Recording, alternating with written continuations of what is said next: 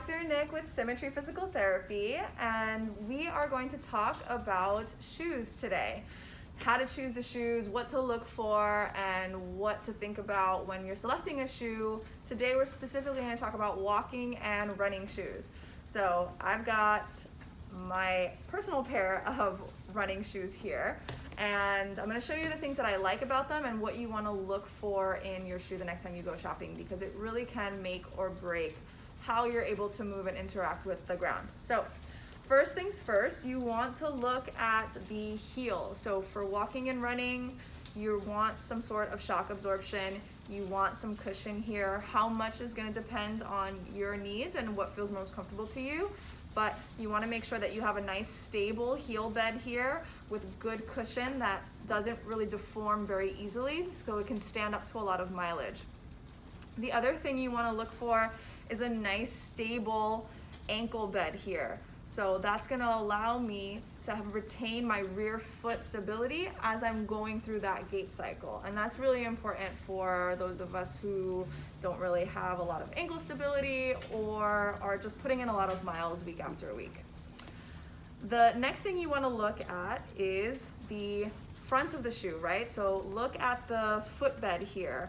Make sure that it's stable. Make sure that you have stability of the sole. So some soles are very foamy and they bend and fold and deform very easily with just your finger pressure. So imagine what's happening when you have your whole body weight inside of these shoes, right? Interacting with gravity and the floor. That's gonna take a lot of toll on that sole in a very short time frame. And then the last thing you want to look at is the tread. You know, does it have a good tread? Is it going to give you good leverage with the ground? And as you wear these shoes, keep an eye on the tread, because as the tread wears out, that's going to tell you how close you're getting to needing to replace that shoe. Once the tread wears out, that's going to affect how you're able to grip the ground when you are walking or running. You also want to look at how well the shoe bends. So does it fold at the place where the ball of your foot is, your MTP joints? You want to have flexibility of the shoe so that you can go through that toe off phase of gait where your big toe goes into max extension. That is so important for our walking ability and how our brain senses where we are on the ground.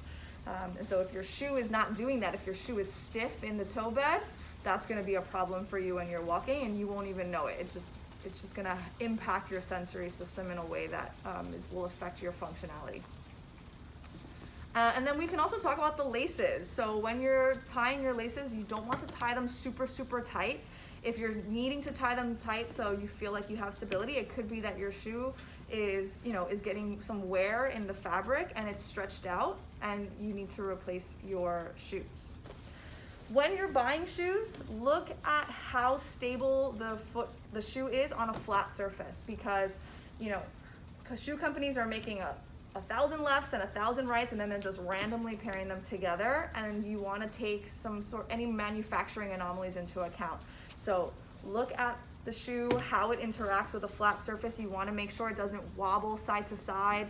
You want to make sure that it has good stability and that it can rock from the toe to the heel and from the heel to the toe. If it doesn't rock and you see a lot of sideways movement, there could be some sort of manufacturing dysfunction with the sole of the shoe. So at Symmetry, when patients come in for gait assessments or running assessments, or they're just coming in with low back pain, knee pain, hip pain, foot pain, this is something that I look at because it can really impact how the patient is doing as they're making their way through their rehab journey. If they're going out and they're going back to their activities in shoes that are suboptimal, that can really make a big difference. So we always take a look at the shoes to make sure the patient is getting the best possible care. If you have any other questions, DM us or stop by the clinic. As you can see, we'll always have our masks on, everything is clean, and we're taking all of the precautions to make everybody safe, as safe as possible during this time. I'll see you guys all in the clinic.